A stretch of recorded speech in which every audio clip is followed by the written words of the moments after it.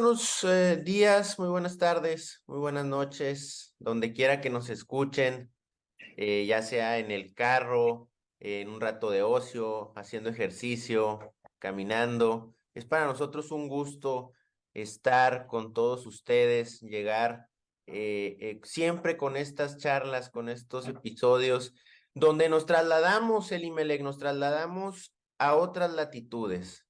Y este día traemos a un invitado de superlujo. Es una persona que hemos visto muy activa, hemos visto en muchos eventos. Fíjate nada más, es consultor, Sarlaf, profesor universitario, trabaja también en una firma líder como lo es Risk Management, y hay una frase que creo que lo describe muy, pero muy bien, y dice: los líderes de éxito serán aquellos que dirijan inspirando a los individuos. Y yo creo que esta frase le aplica súper, súper bien a nuestro invitado del día de hoy, Juan Pablo Rodríguez. Así es, Muchísimas Francisco. gracias.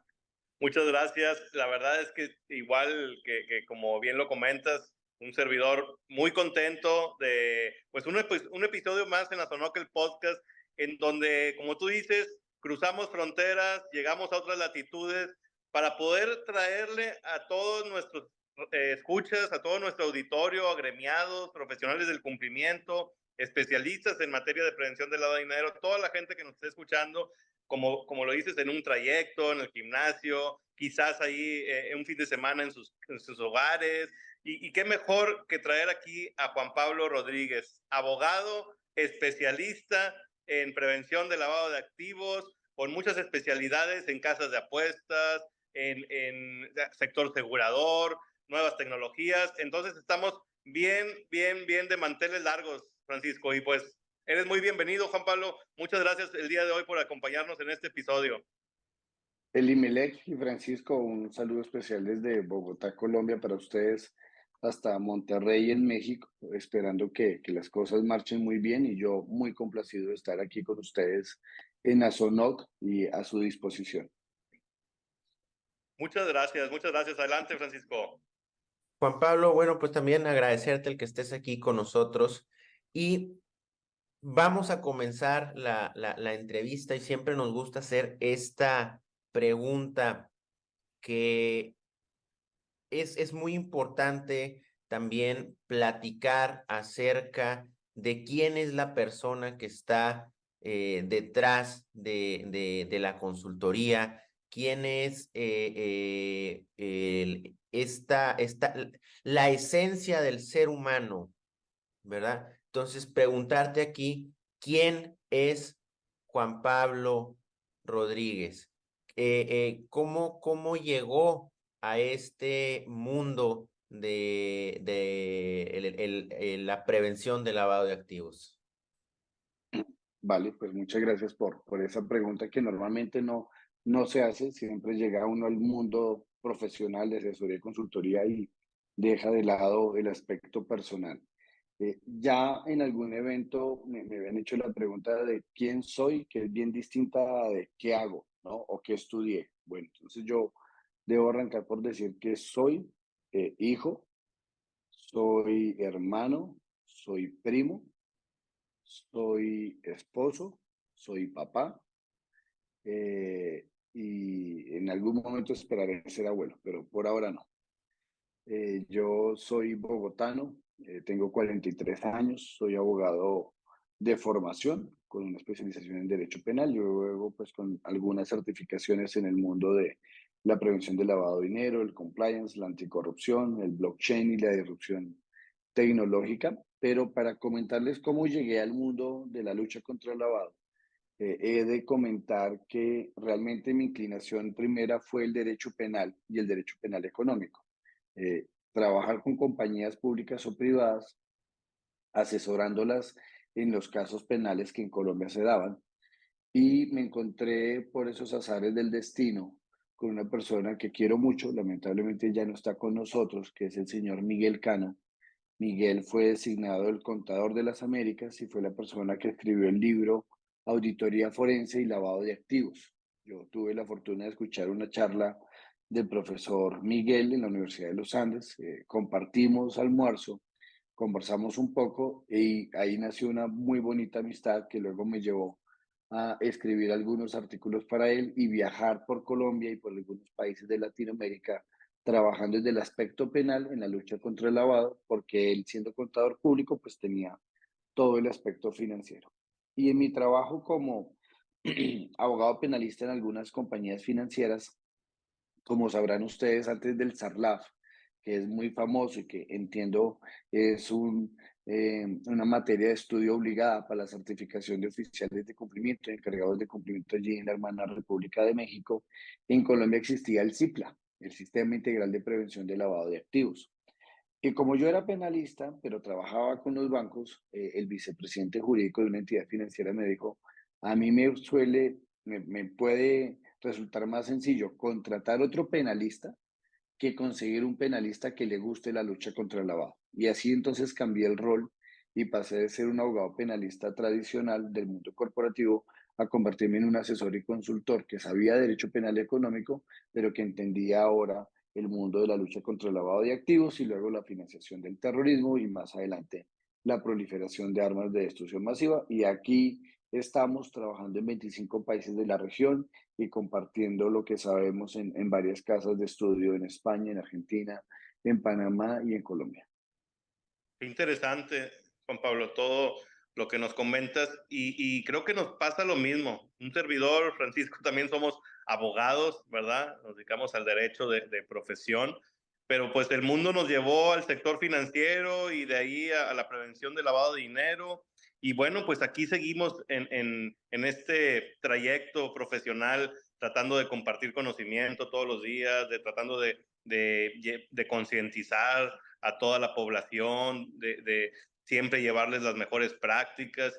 Te entiendo perfecto esto que nos comentas. Y justo ahí donde dices, es muy conocido el SARLAF, pues hubo una situación previa que se tenía que, una especialidad previa. Quisiera que nos clarifiques un poco, porque sí lo conocemos, pero sabemos que hay el SARLAF y el SAGRILAF, creo que se llama, y así, estos conceptos que nos mencionas, pero pareciera que lo sabemos acá en México, pero no lo tenemos tan claro realmente. Sí lo hemos platicado en otros foros, pero quisieras que nos dieras un repaso sobre estos conceptos que te comenté, que yo sé que pues allá ustedes los tienen Con mucho mucho más gusto. frescos.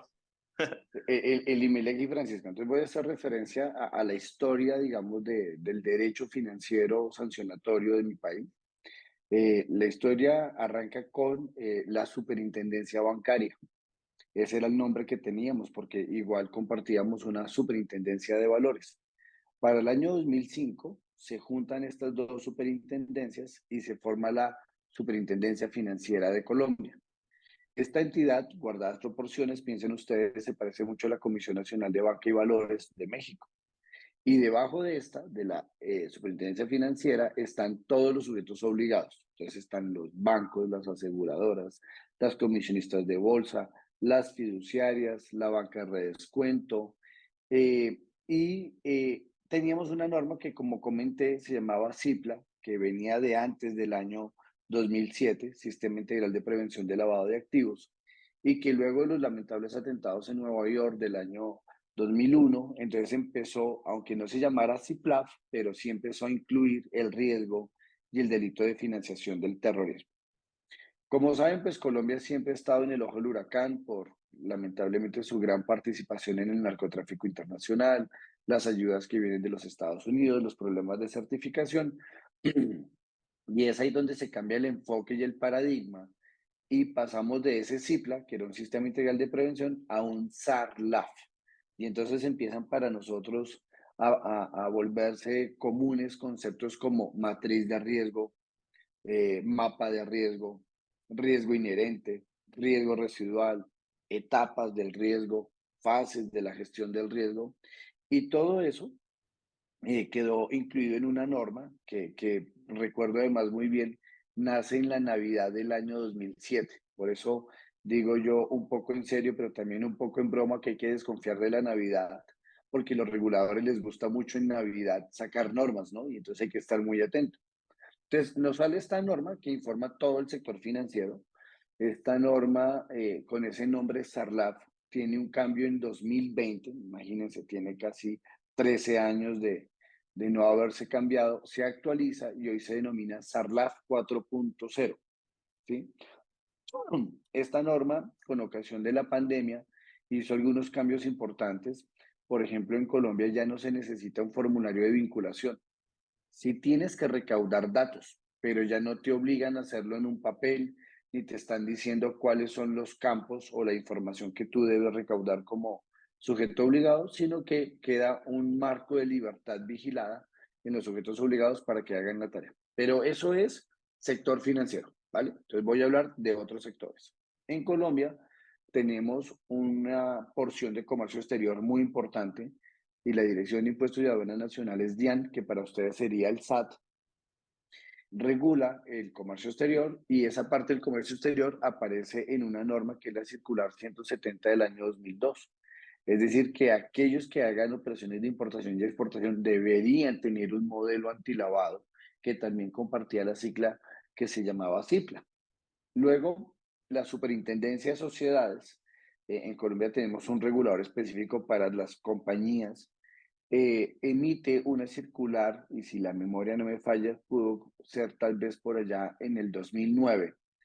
Esa circular invitaba a todas las empresas y a los empresarios a tener unos mecanismos de protección contra el lavado y la financiación del terrorismo. Eso estaba muy bien. Pero la mala noticia es que la norma, y ustedes los que son abogados me entienden, no tenía un efecto disuasivo porque no habían sanciones por su incumplimiento. Por supuesto, puedo atreverme a decir que ningún o muy pocos empresarios la implementaron. Como se dio cuenta el gobierno de esto, entonces en 2014 arrancó el SAGRAL, Sistema de Autocontrol y Gestión del Riesgo de Lavado de Activos y Financiación del Terrorismo, que en 2020 se convirtió en SAGRILAB. Y lo único que hicimos fue ponerle una I. Entonces quedó en Sistema de Autocontrol y Gestión del Riesgo Integral de Lavado de Activos y Financiación del Terrorismo. Ese SAGRILAB, para que sigamos desconfiando de la Navidad, muchachos, nace el 24 de diciembre de 2020. Imagínense. Todo el mundo en las novenas, comiendo buñuelos, en festejo, y sale la norma. Y tenemos otras regulaciones, para cerrar este resumen rápido, y es que en el año 2022, para enero, se emite una de las normas más importantes de mi país, que se llama la Ley 2195, y que modifica algunos apartados antilavado y anticorrupción, y desarrolla la institución de debida diligencia. O sea, en Colombia, ya todas las contrapartes de sujetos obligados tienen el deber de entregar información, no importa si son locales o internacionales.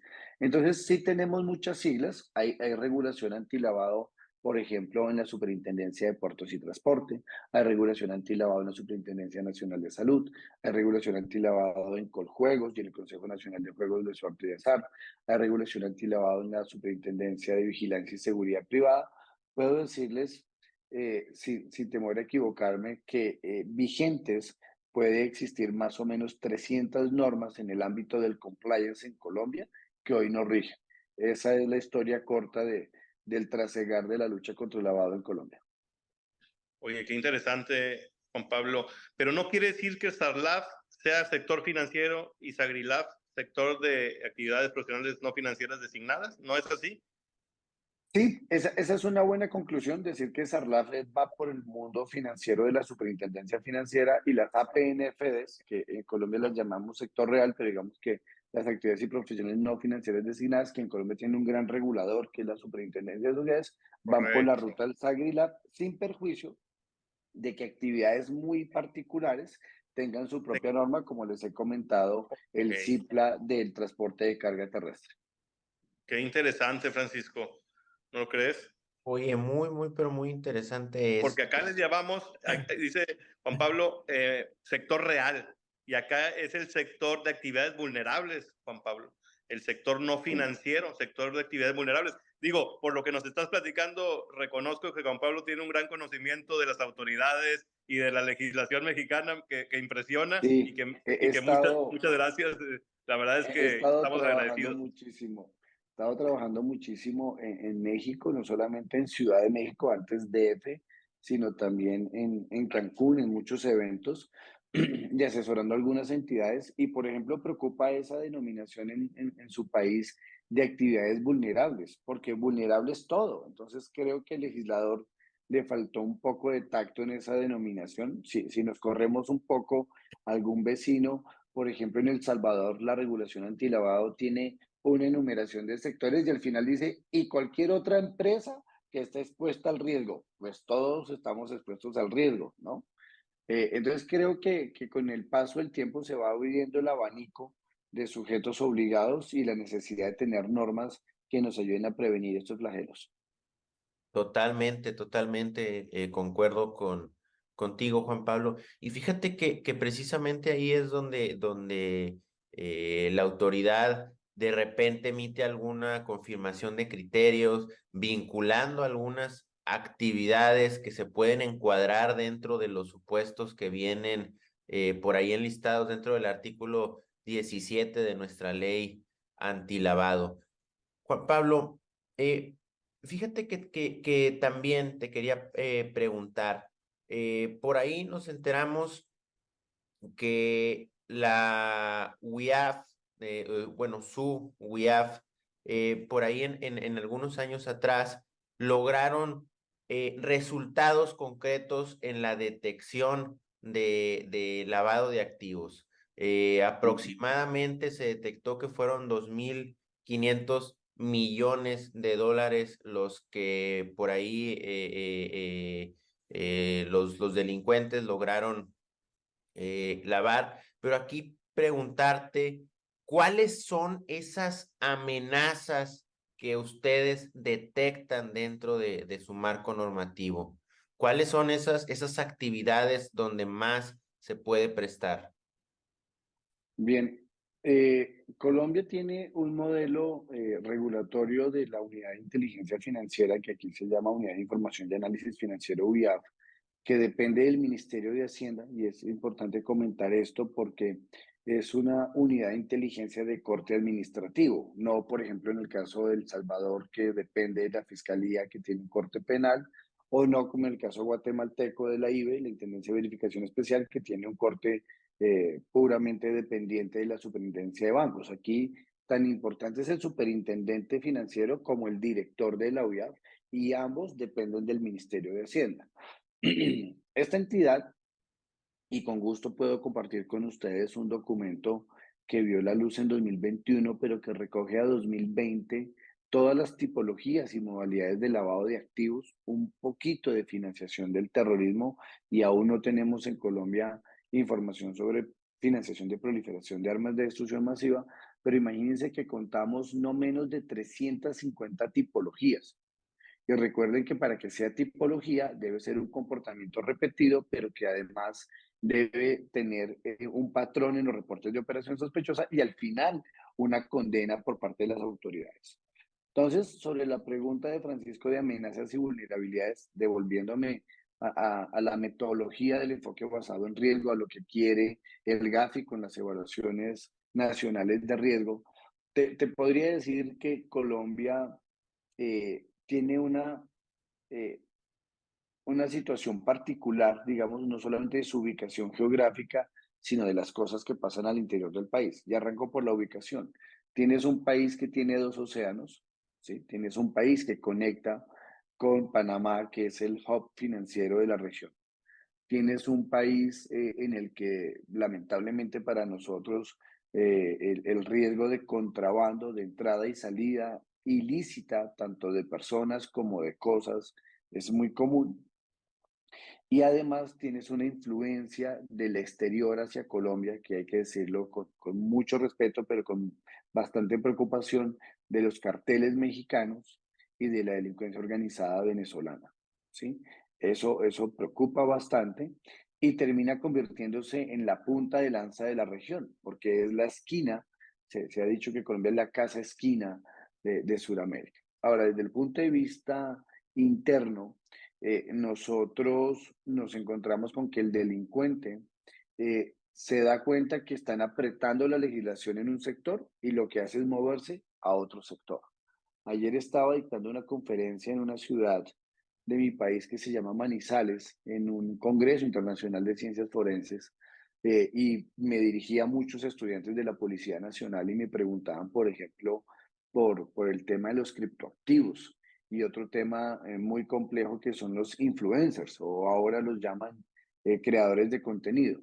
¿Cómo lograr regular estas actividades? No, no quiero decir profesiones, pero digamos ocupaciones que pueden derivar muchos recursos económicos. Me comentaban algunos allí de la policía, y lo he visto también en México en mis trabajos, que para lavar dinero se patrocinan artistas que no necesariamente son buenos, pero que tienen alguna disposición musical y se hacen giras, se hacen conciertos, se hacen videos, se producen CDs, se tiene toda una estrategia de marketing, pero el único objetivo es pasar dinero sucio, bien sea procedente del tráfico de drogas o de otros delitos fuente.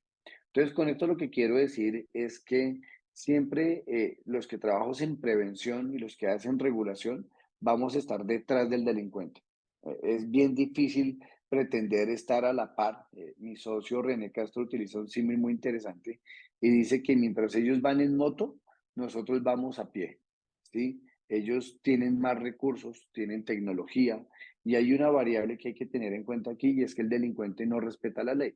Nosotros sí debemos respetar la ley. Entonces, para ellos no aplica la ley de protección de datos personales, para ellos no aplica los derechos fundamentales, para ellos no aplica el derecho a la intimidad, por ejemplo. Entonces, eso no les preocupa y les permite cometer tantas conductas delictivas. Y cierro diciendo que quedamos muy preocupados con el reporte de hace ya 4 semanas del Global Initiative sobre el índice global de crimen organizado. Recuerden ustedes que subimos un punto, ya estamos en 5 y un poco más en el promedio global de crimen, donde 10 es lo peor y 1 es lo mejor. Y lo triste que debo comentar aquí es que Colombia casi supera con 3 puntos el promedio mundial. Eso habla muy mal de mi país. Eso lo que está dando cuenta es que los niveles de crimen organizado son muy importantes y que encuentran un caldo de cultivo aquí, lo que significa necesitamos un trabajo mancomunado y en equipo de tanto las autoridades, el sector público, como el sector privado, pero no solo, y cierro con esto, Elimelec y Francisco, no solo los sujetos obligados, creo que hay que crear conciencia en aquellos empresarios que aunque no sean obligados, para utilizar la locución de ustedes, aunque no sean una actividad vulnerable, porque la ley lo diga, sí están expuestos al riesgo y que deberían cooperar en esta lucha tan compleja contra el crimen organizado. Oye, Juan Pablo, nos clarificas y nos pones ahí, nos contrastas con estas palabras, esta plática donde dices, oye, hasta los influencers, Francisco, estas personas, como dice Juan Pablo, creadores ahora de contenido, que pueden por ahí pues hacer un coadyuvar para el lavado de dinero, para el lavado de activos, que a veces uno no lo tiene en el radar, ¿verdad? Increíble, no tiene en el radar, pero ahí nos comprueba esta tesis de Juan Pablo, que el riesgo está en todas partes, no solo en el sector real, en el sector de actividades vulnerables, en el sector financiero, sino en cualquier actividad, en cualquier profesión, cualquier tipo de empresa, y nos deja muy pensativos de que tenemos que tener alerta en cualquier empresa que estemos analizando, no importa el sector, me queda muy claro, o la actividad personal, en este caso es una actividad que realizan, como bien lo mencionan, crear contenido, etcétera, etcétera, ahí también puede existir lavado de activos. Y ahí, volviendo al lado tradicional, Juan Pablo, yo sé que eres también experto, consultor en casas de apuesta o juegos de azar, ¿verdad? Que es una actividad de las que son vulnerables acá en México, que también estás ahí en el sector asegurador, ¿verdad? Asesorando al sector asegurador, que evidentemente el sector financiero pues está regulado. Entonces, y luego un poquito más allá, ¿verdad? Ya los criptoactivos. Entonces, si nos puedes hacer un recorrido de la regulación de estos 3 sectores, para hablar más de tu especialidad y cómo se vive ahí en Colombia esta regulación en estos sectores. Con mucho gusto. Arranco por el sector asegurador. Como comenté, la Superintendencia Financiera también supervisa las aseguradoras y los corredores de seguros y las reaseguradoras y los corredores de reaseguros, de manera que a ellos les aplica perfecto el SARLAF y ahora el SARLAF 4.0. No hay una distinción por tratarse de un sector distinto al bancario tradicional. Lo que sí hay que comentar en el sector Oye Juan Pablo, seguros. un paréntesis. Este SARLAF 4.0, SARLAF, me perdí un poquito para que no nuestro auditorio les quede claro, ¿es una nueva versión? Es una nueva versión, es una versión que nace en una norma del año 2020 y que empieza a regir en 2021, pero que tiene la configuración tradicional del SARLAF que venía desde el año 2007.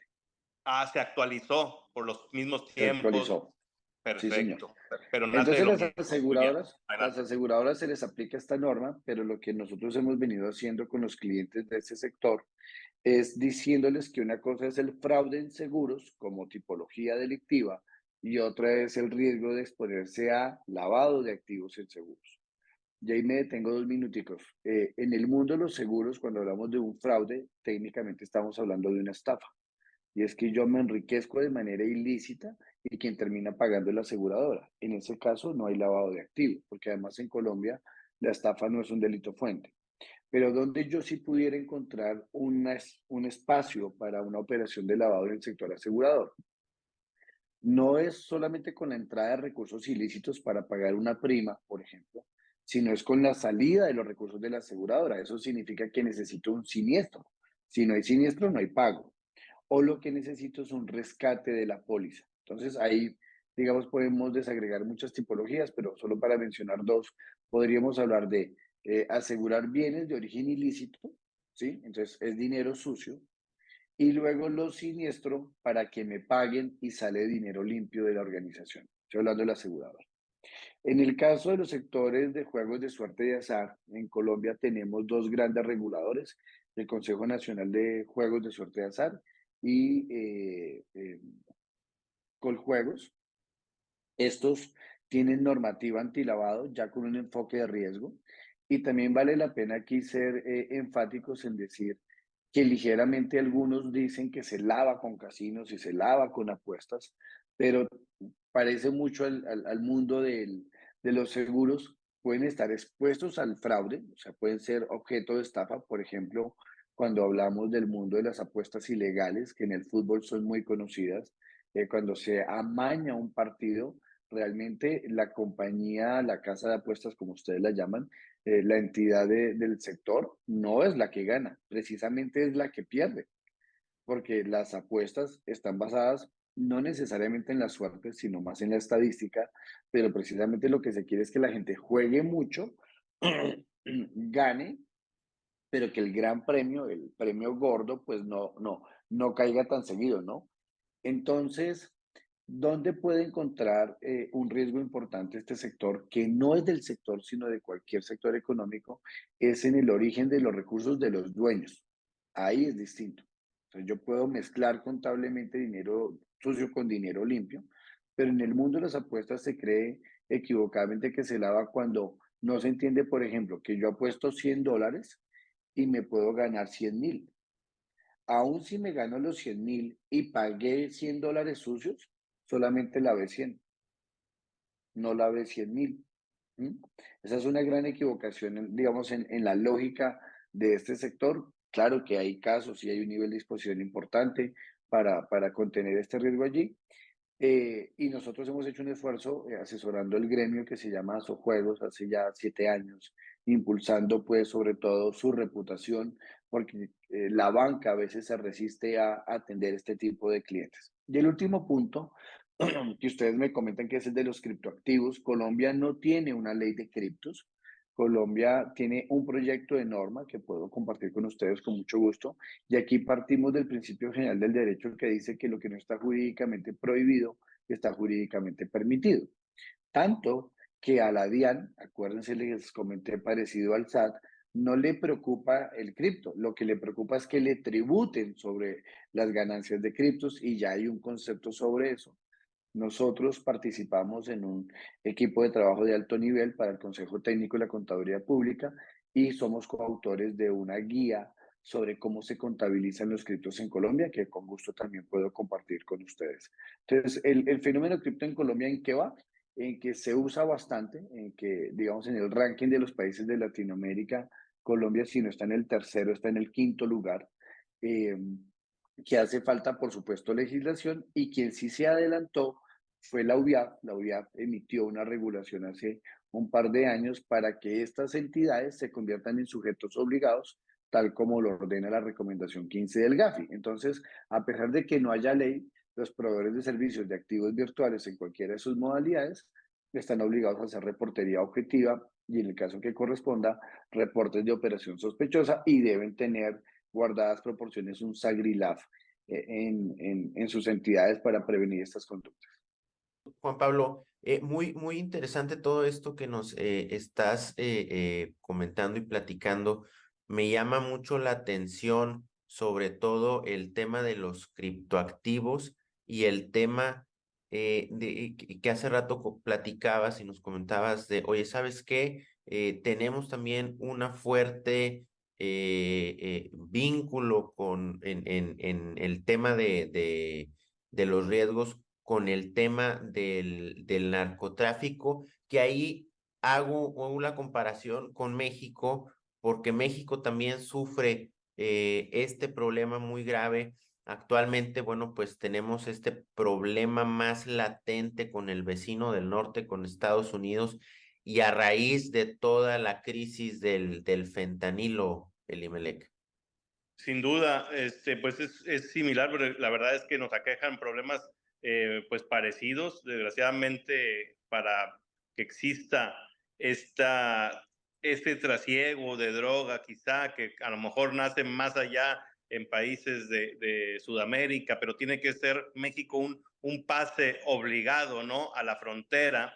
Entonces, no solo cruza la droga, también cruza la corrupción, también cruza el dinero ilícito, los fraudes, todos los delitos fuentes, como bien menciona Juan Pablo, delitos precedentes, predicados. Entonces, yo creo que estamos avanzando, pero todavía falta mucho trabajo, ¿no? Mucho trabajo todavía.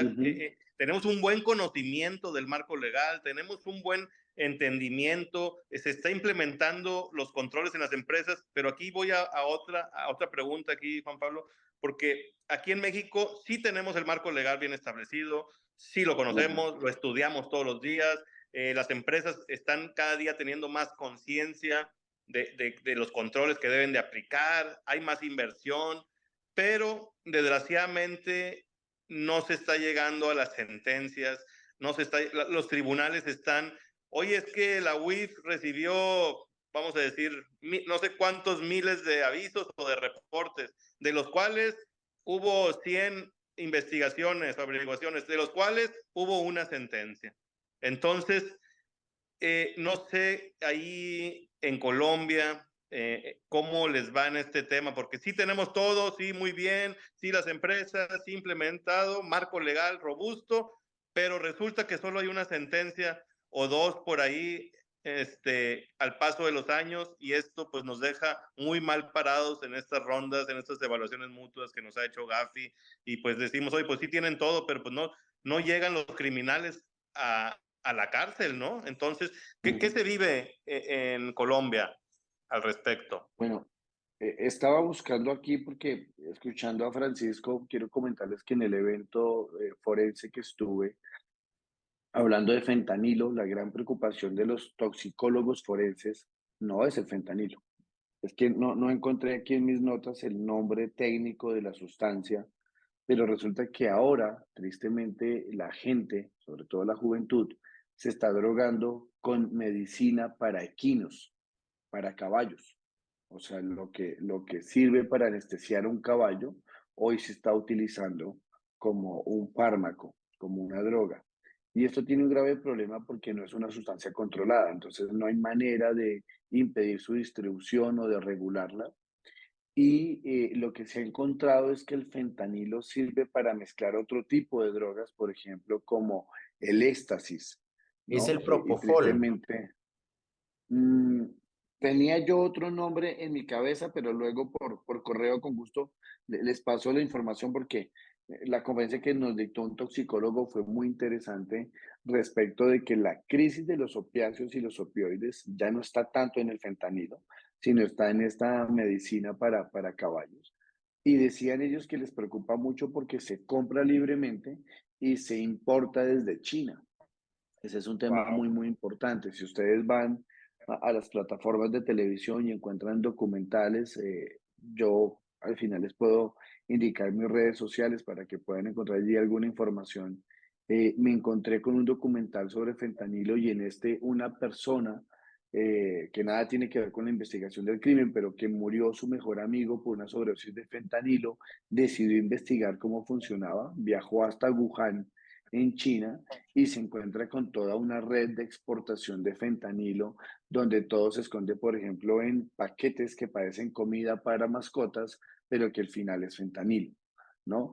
Entonces, dejamos ese tema allí, pero para que entendamos que ya el fenómeno narcotráfico puro de cocaína colombiana o peruana que llega a México y que luego pasa a la frontera de los Estados Unidos, probablemente no es el negocio. El negocio hoy es un negocio de drogas sintéticas que se pueden hacer en una casa, que en términos de rentabilidad son más atractivos que otro negocio y probablemente también en términos de efectividad criminal. Y ahora hablando de lo que me Interesante. pregunta el INELIAC, de, de cómo vemos las normas y si están siendo efectivas o no, pues nos preocupa mucho el modelo de inteligencia financiera. Porque estamos viendo, de hecho escribimos un artículo para eso y podemos compartir con ustedes el libro. Son muchos reportes de operación sospechosa, pero muy pocas sentencias condenatorias. Eso es lo que demuestra es un grave problema de efectividad. Entonces, si ustedes revisan, por ejemplo, tanques de pensamiento tan importantes como Rusi, y de hecho fue en una estadía que tuve en México donde aprendí esto en un congreso de una consultora muy grande de listas de restricción, modelos como el canadiense, como el americano, como el turco y el australiano han cambiado la inteligencia financiera para qué? Para que no hagamos reportes individuales, sino que hecho un reporte, todo el sistema se entera del reporte, el que tenga esa contraparte allí se sienta en una mesa de inteligencia financiera, obviamente con todas las seguridades y confidencialidades del caso, pero en esa mesa, como ya sabemos que es la misma contraparte que puede tener una aseguradora, un banco, una comercializadora, una floricultora, ahí entendemos si de verdad es una sospecha o la información de los demás lo baja inusual. Y entonces no desgastas el aparato judicial, ni vas a la fiscalía, ni vas a la policía judicial, porque sabes que esa sospecha de uno termina confirmada como inusualidad con la información de los otros. Eso es muy importante y yo sé que hay casos de éxito que han demostrado que esa nueva metodología o nuevo paradigma de la inteligencia financiera puede cambiar, pero en Colombia, muy a pesar de que tengamos muchas sentencias por lavado de activos, lo cierto es que aún existiendo 67 delitos fuente, casi que el 80% de las sentencias van por tráfico de drogas como delito fuente, dejando 66 conductas delictivas pendientes. Ahora parece que hay una gran intención de condenar lavado procedente de corrupción pública. Entonces, ese sería el panorama de lo que vivimos en Colombia. Oye, me llama mucho la atención todo este panorama que comentas. Y también preguntarte, en México existe esta ley de extinción de dominio. Tú me estás Ujú. platicando que por ahí las sentencias van más hacia otro tipo de delitos, pero preguntarte y que nos platiques también cómo se vive esto allá en Colombia. También se utiliza este tipo de mecanismos. ¿Qué tan eficientes son? Sí, es una muy buena pregunta. Aparte de los Estados Unidos que tiene una figura que se denomina en inglés como forfeiture, Colombia desde el año 1993 tiene legislación de extinción del derecho de dominio. Y recuerdo que se han sumado a ello países como Perú, como Guatemala, como Honduras, recientemente México, la República Dominicana y ayer me llegó información de que Panamá por fin aprobó alguna norma sobre el particular. Yo he trabajado en eso, tengo algunos textos sobre el particular que puedo compartir con ustedes. Y en una asesoría que hice para una entidad de gobierno en Colombia que persigue sancionar a los entes de control que no cuidan los recursos públicos, concluí que la mejor herramienta para luchar contra el crimen no es el derecho penal, sino la extensión del derecho de dominio. Porque si hay algo que le preocupa mucho al delincuente, voy a decirlo coloquialmente, es quedarse sin gasolina. O sea, el delincuente no le hace daño estar en una cárcel si tiene todos los bienes a su disposición, si tiene recursos, si puede seguir operando desde la prisión. Ahora, si ese delincuente no tiene casas, no tiene carros, no tiene recursos, no tiene criptos, no tiene dinero en efectivo, entonces ahí sí podemos estar diciendo que luchamos contra el crimen organizado.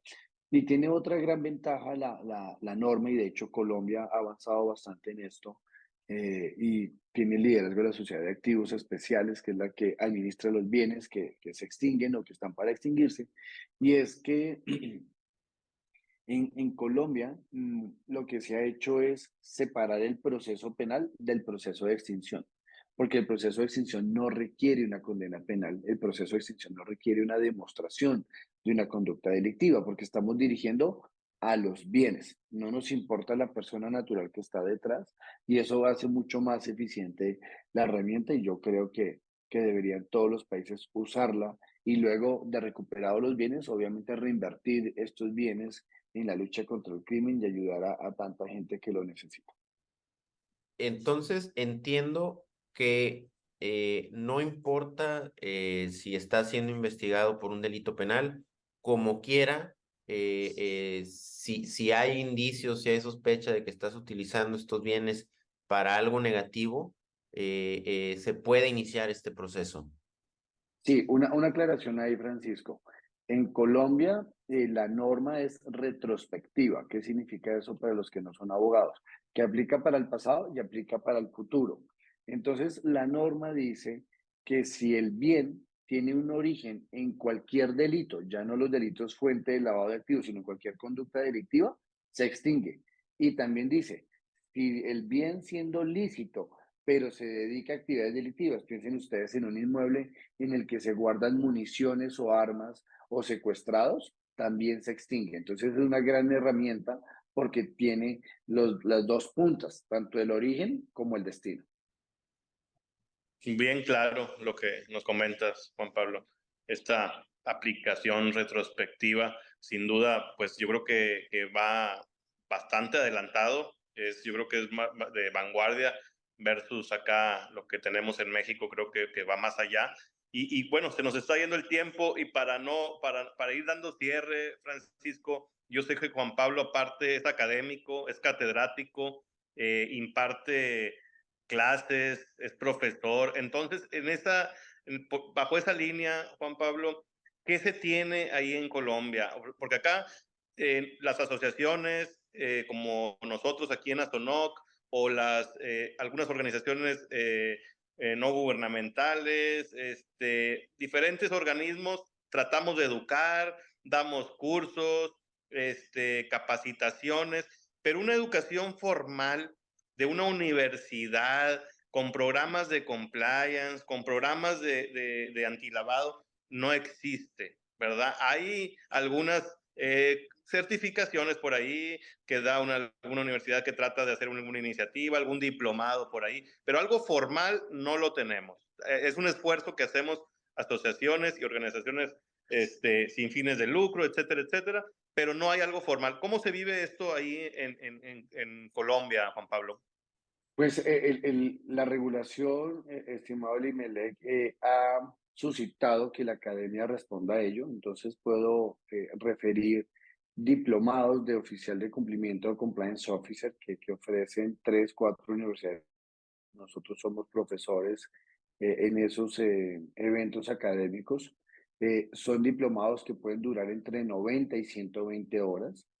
También los gremios se han preocupado por eso. Nosotros asesoramos hace casi 17 años a la Asociación Bancaria de Colombia, sentados en el Comité de Oficiales de Cumplimiento, y ahí también hemos hecho algunos diplomados, además con un rigor de 150 horas, porque la legislación colombiana te pide que el oficial de cumplimiento principal y suplente de una entidad financiera debe demostrar 150 horas de entrenamiento.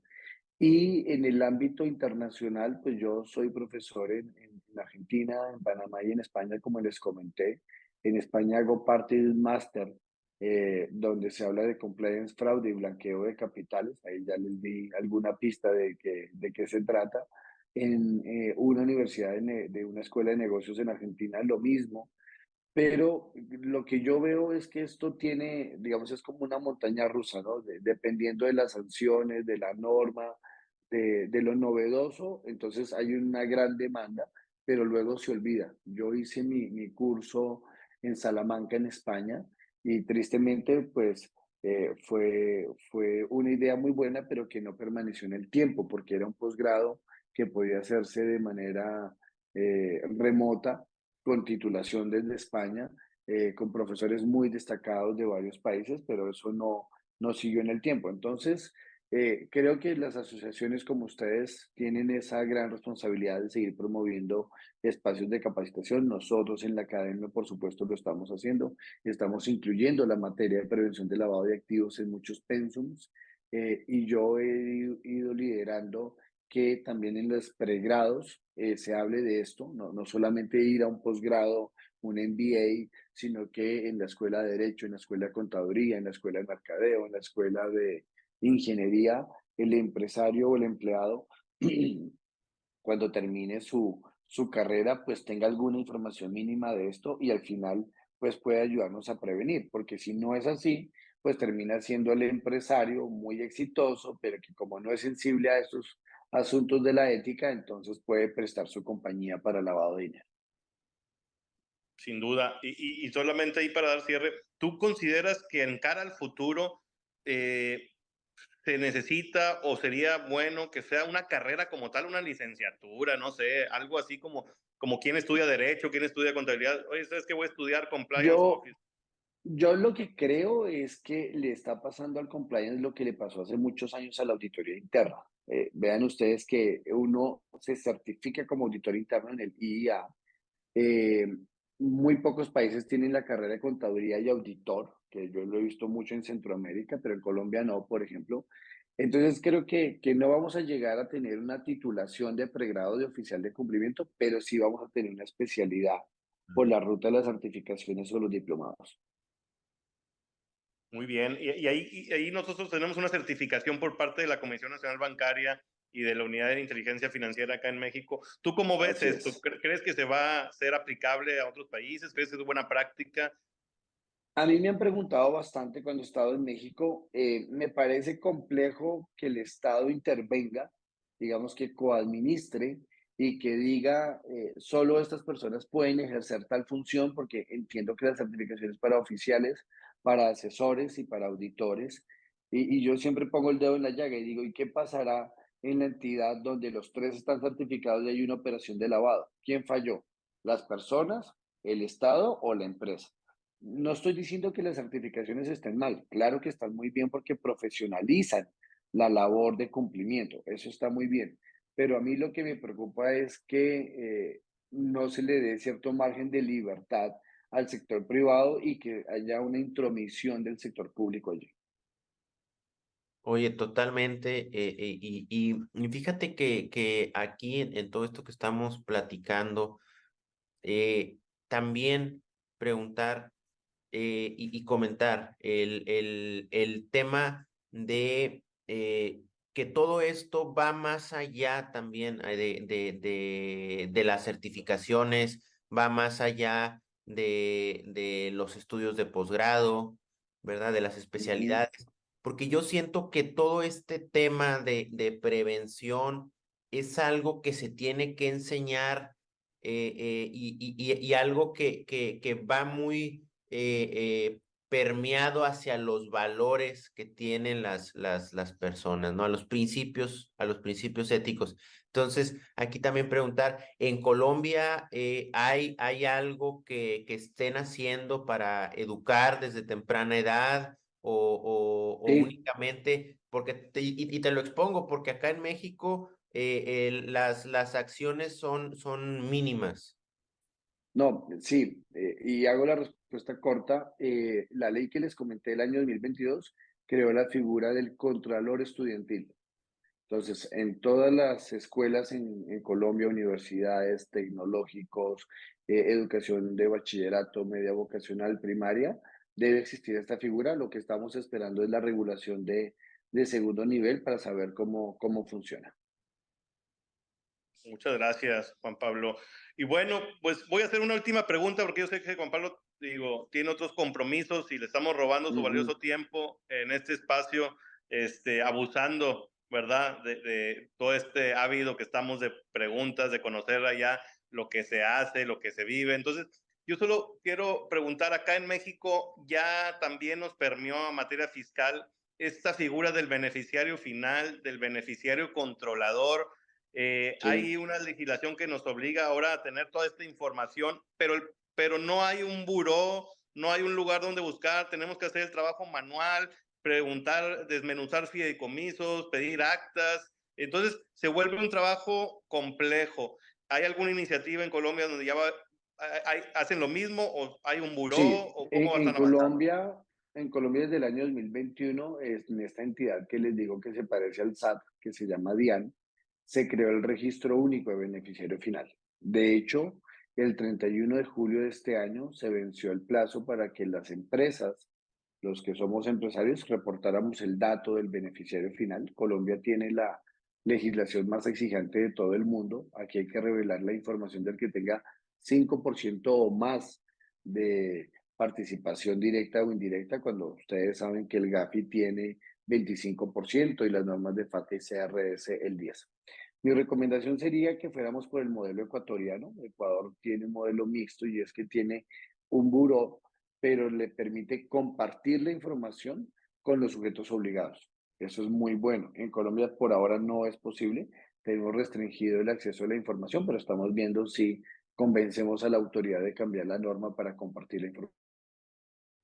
Wow, qué interesante, ¿eh? Qué interesante y creo que ese es el camino, apunta también aquí en México para ese lado, porque si no nos dejan pues con pocas herramientas y yo creo que tendría que ser, compartir esa información sería de mucha ayuda para el trabajo del oficial de cumplimiento, del compliance officer, que a veces se le dificulta llegar a la última capa, es toda una labor titánica. ¿No crees, Francisco?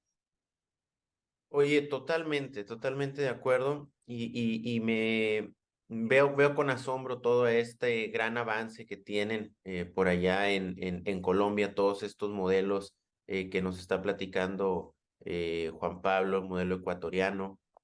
Así es. Siento yo que es de alto impacto y sobre todo el mirar hacia estos países, todo lo que están haciendo también para implementar todas estas mejores prácticas en México.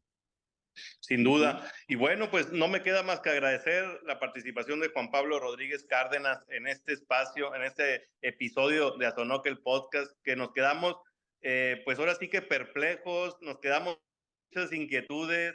Me gustó mucho comparar y ver las mejores prácticas de allá, conocer que si el SARLAF, el SAGRILAF, todos estos burós de beneficiarios finales, lo que ha evolucionado la normativa, la extinción de dominio, todo este recorrido que hicimos de cumplimiento legal. Entonces, pues la verdad es que me quedo con un gran sabor de boca y no me queda más que agradecerte, Juan Pablo. Muchas gracias por compartir tu tiempo, compartir tus conocimientos con nuestro auditorio.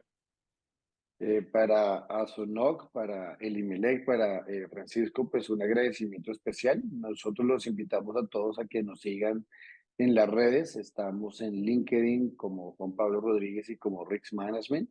Y también en el Instagram como Rix Management. Ahí van a encontrar mucha información. Hemos posteado el año pasado 365 libros sobre todos estos temas. Y este año llevamos ya posteados 10 meses de películas o documentales donde pues la gente puede encontrar herramientas de capacitación. Así que pues muchísimas gracias a ustedes por la invitación y un gran abrazo hasta Monterrey. Y bueno, pues agradecer a todo el auditorio que nos está escuchando el día de hoy. La verdad es que fue una plática muy rica, muy amena, donde siempre traemos a estos consultores de primerísimo nivel. ¿Cómo ves el IMELEC?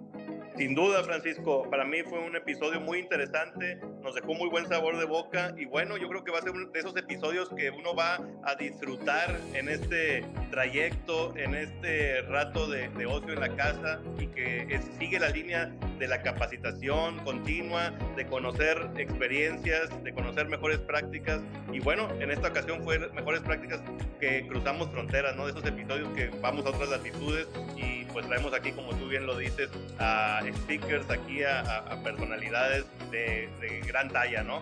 Y bueno, pues Francisco, como todos los episodios, nos vemos Hasta hasta la próxima. Gracias.